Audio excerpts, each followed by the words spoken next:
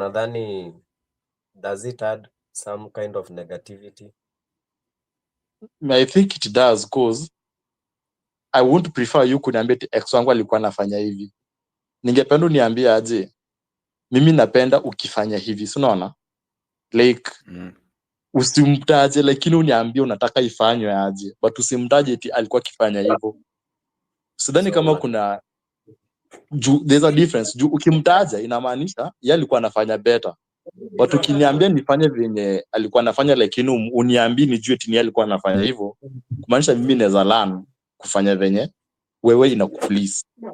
Unaona? Lakini si kumtaja yeye, but ina like kuna ka impact, hata kama si big deal, lakini kuna impact. Juu once unaanza kunicompare mimi na your ex, ni kama hatu head anywhere. Ungekuwa na yeye kuliko kunicompare mimi na yeye. Hiyo comparison ni a very big deal. Mimi naonanga ni big deal, si ni kweli? Ama kifesi wewe unaona aje hiyo kitu? Comparison unaona aje? Actually hadi mimi hiyo ndio kitu ilinifanya nika end relationship yangu last March. Huyo mpoa alikuwa anaona like kila saa anasema venye mimi ni red flag.